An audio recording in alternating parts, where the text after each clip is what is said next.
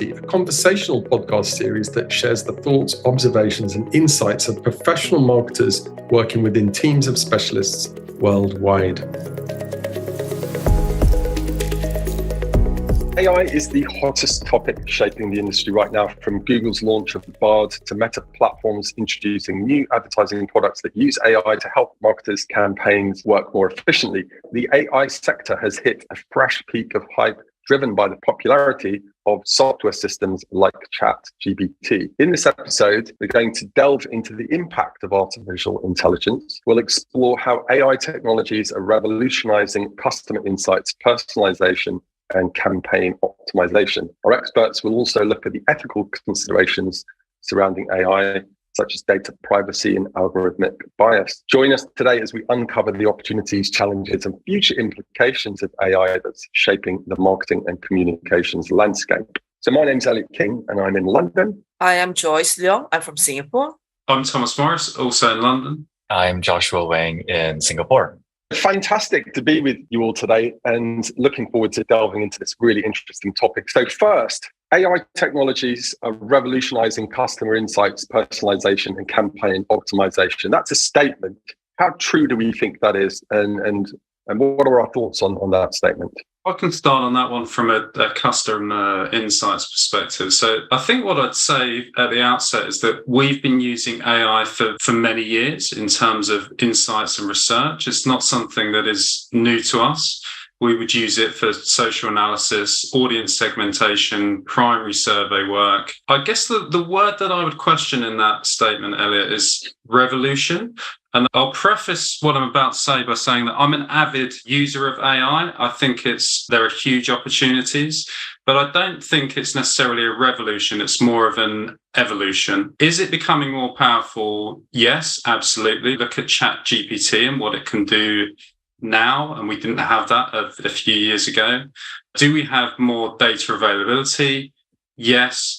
But we're not necessarily seeing major leaps forward in terms of what we can do from a kind of customer insights perspective. The analysis and the insight we're driving is similar to what we were doing before, albeit we have greater data. But where we are seeing an evolution is the speed that we can get to those answers. So AI allows us to get to those answers far quicker than we could do before. But I would still question whether that's a revolution. Like, for me, that's an evolution in our approach, and it's a positive one, but not a revolution. So evolution rather than revolution from Thomas. What are your thoughts, Joyce or Josh? I'll have to agree with Thomas, because to an extent, we've actually been using that already in a lot of the advertising that we do, right? It's a lot of the ad platforms do have that in some measure, where we're able to use that to discern audience preferences, behaviors, and look at all that data and analyze it in order to make the campaigns more effective. I think it's really come into a lot more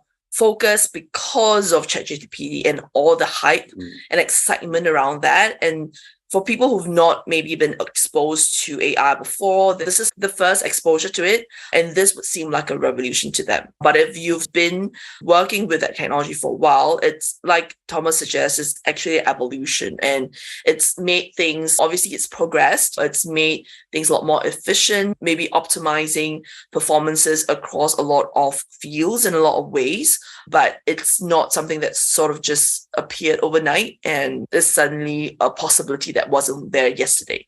So I think an interesting observation of the both of you, or if I'm reading between the lines, is that for the longest time, AI has just operated in the background, right? But this is like ChatGPT was a huge milestone in the public consciousness of how AI can work. And ChatGPT, I think, represents one of the first times where people can actively choose how AI can operate for them, as opposed to on behalf of them. And so I think of existing applications of AI, whether or not that is identify birds in a picture or comment on this grammar structure of this thing that I'm writing, you can actually, it's a lot more customizable. And I think that's really raised the public consciousness of what AI is and what it can do. Yeah, I think that's a fantastic point. It sounds like our collective opinion is that it's more of a consumer revolution, and potentially it's a concept that's become very newsworthy in the last year or so.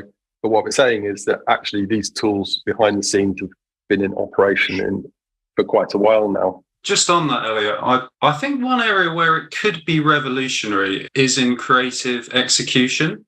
I'm a researcher, so I shouldn't be talking about creativity probably, but I've been on certain podcasts where they've talked about AI and been to a number of kind of research conferences. And what I see is like the potential to use it for creative execution, perhaps not in terms of branding, but if we think of like imagery for adverts or content, I think there's a huge opportunity there. It'd be interesting to hear if you guys have seen that and what you think about the opportunities in that space from a marketing perspective. I think that's a little bit of a controversial topic as well, because we get obviously going to get a lot of pushback from the creatives saying that the work that I do isn't something that AI could replicate. And there are obviously certain advantages to be able to do that sort of generative AI output, right?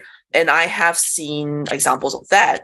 But there's also people who have used that very creatively to demonstrate how generative AI in the aspect isn't necessarily at the stage where it can replicate what creatives do on a regular basis.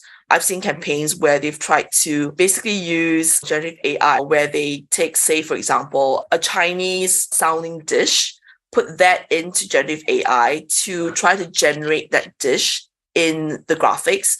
And the kind of images that the AI throws out, right, it's totally off.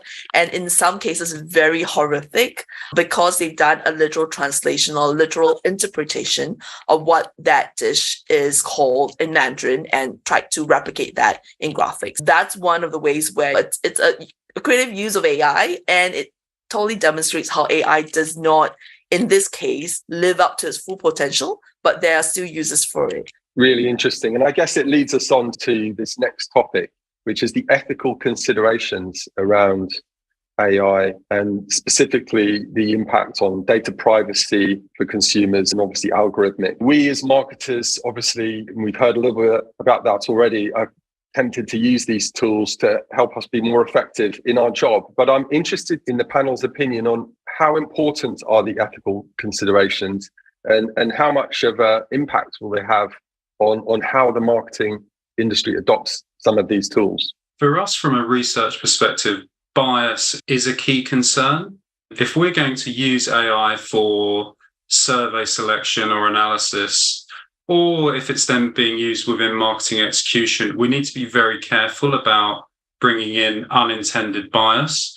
So when Joyce is talking about generative AI, that speaks to like how the AI works. And that means that it's only going to be as subjective as the data that you train it on. So if you think about ChatGPT, that's been trained on the writing of humans, past, present. It's been trained extensively, but it's still based on human literature and human thoughts. And humans are inherently biased. So you will inevitably create somewhat of an unintended bias in that AI system. And there are plenty of cases of ChatGPT kind of discriminating against certain groups in the answers that it may provide because of that bias. And I think some of those are pretty obvious, but we really need to interrogate the more subtle biases that may be involved in AI. And I think there's still quite a bit of work to be done there. I think that's a really interesting point. So what, if I've understood correctly, you're saying is that it's not so much AI itself that's biased, it's the way that these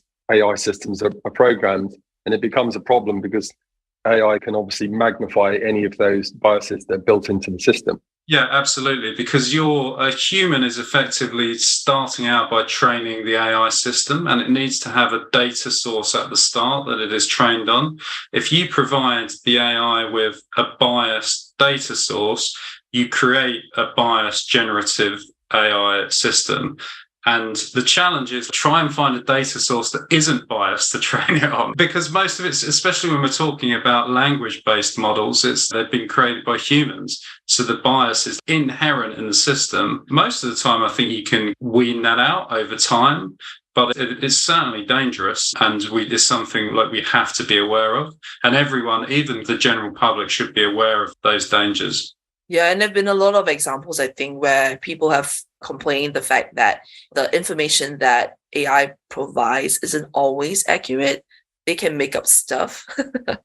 And you have to discern what is the truth. And you, to a certain extent, depending on the prompts and what you give the AI, you could skew them towards one side or the other. There's also, I think, as it relates to ethical considerations, this idea of copyright is who owns the work that generative AI produces, and is it owned by the people that created the training data set? What I will add to Joshua's point is that there are professional ethical considerations there also. When Joshua was talking about what the platform was originally trained on, you also need to be aware that it's consistently being trained over time. From a research perspective, if we're putting client data into an open source model, you really need to think about how that system may use your data and your client's data. And ChatGPT, now there is an option to make sure that they don't train their system on your data. You can have it in a closed environment, but it's a consideration that kind of, certainly from a research perspective, we need to be aware of. It's considered a best practice here that to never use confidential privileged information, even to hypothetically test it in ChatGPT or anything. There's already, I think, been a case where one of the brands leaked some confidential information using ChatGPT without thinking it through, and it's already come out in public notice. So I think that's going to be really important to think about how AI is going to be used in the workplace. What are the governance for it? What are the parameters? How would you use it? And just provide that kind of framework and education to the teams that are using it, just to make sure that we are aware and we keep clear from being caught in this sort of ethical and legal issues. Some really interesting points there. And it's absolutely clear that from an organization perspective and from a consumer's perspective, there's going to be significant challenges. And I imagine a big job for regulators over the coming years. But moving on now, I just want to, let's assume that as an industry, as society, we're able to overcome some of those problems. I want you to imagine for a moment a future where as consumers, we have this personal AI that's walking around with us. From a Marcom's perspective, that personal AI, how much of a target for marketing campaigns does the AI become as much as consumers? And beyond that, what is the medium and longer term future that we see for AI from a Marcom's perspective? I think right now, a lot of consumers consider like ads a little bit intrusive in terms of where it appears and how it appears, right? Because of the data we're getting about preferences, about behaviors, that if the ads are provided, it is provided at a value in a very personalized, very customized and relevant way to the audiences, so that it becomes a little less intrusive and a little bit more helpful for the audiences at mind. And when that happens, essentially, right, it's a meeting of both needs in the sense that, yes, brands want to promote the products and services, and technically consumers do want to consume those products and services, but they want to do it at their own time, at their own pace, on their own terms. So if AI is able to provide that bridge where we are able to provide the ads in a manner that's acceptable and comfortable and relevant to the audiences, I think that would be a good sort of future to move towards. I think that Josh, you're making a really good point there. And for a while now, advertising has had to tread this careful balance of personalization, potentially great for consumer, but at what point does it become invasive? We've just got a couple of minutes now. So I'm going to ask a very specific question, and I would like each of the panel members to give me a 2-sentence answer to this question. So the latest version of Alexa, if it's installed and allowed to run in the home, will monitor our shopping list that we have in our Amazon basket.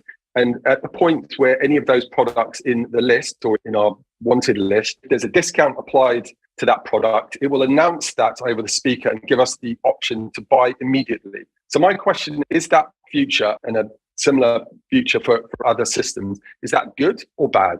What you just explained there sounds brilliant to me, Elliot. I use AI a lot in terms of kind of personal assistance anyhow. So I have a calendar which is AI driven, and that tells me what I'm time blocking for each element of my day. And I do the same if I exercise. I'm using AI apps So if I have an assistant within my home that's telling me that I need milk and is going to order it for me, I'm personally all for that. I guess I haven't fully considered the privacy implications of that, but I'm all for an easy life, and that sounds like an easy life to me. So yeah, sign me up. So a thumbs up from Thomas. What do the rest of our panel think? I think it comes down to, honestly, consent, right? So if there's full disclosure that this is what you're opting into, and this is a convenience that you want in your life, and you said yes to that, then there's no issue. The problem is going to be if the consumer is unaware. You surprise them with this thinking, oh, they're going to be wowed by this, but they don't actually want that. That's where the issues are. Personally, for me, I like it. There was one thing in terms of the technology that Amazon has that was always very excited about, that they could personalize the experience for me and sort of make recommendations that I actually wanted. I think I'll probably represent a slightly different perspective because I'm all for targeted ads. Don't show me an ad that I don't care about. Show me an ad that I want to see. But I'm also all for having the power. And I think this goes into Joyce's point about consent, having the power to choose what data I don't want to share. And I can tell you for me personally, I live on my own. I definitely don't want to hear some disembodied voice telling me about a discount about something in the middle of the day. I would freak out, right? But I think this goes beyond our purview of being just marketers. It really touches upon a deeply societal vein and the relationship between things like society, our institutions, and the government and authorities and stuff like that. And I think there's always going to be a consideration of, you start now at products, but then is there the possibility that it switches into policing ideologies or then policing thoughts and beliefs? And of course, I'm going to reference 1984, but this is the fear that people have, which is completely understandable. So I think we have to take that into account. So Josh, thank you so much for that cliffhanger that you've left us with. Are we developing the ultimate Big Brother? So thank you so much for joining us this week. Thank you, Thomas. Thank you, Joyce. Thank you, Josh. This has been the AFINNity podcast series from Fin Partners. We'll look forward to seeing you again next time. You've been listening to the AFINNity podcast, brought to you by Fin Partners, specialists working in offices worldwide. Now we'd love to hear what you think. Please take a moment to share your thoughts in the comments here or send us an email. You can find all of the contact details at Fin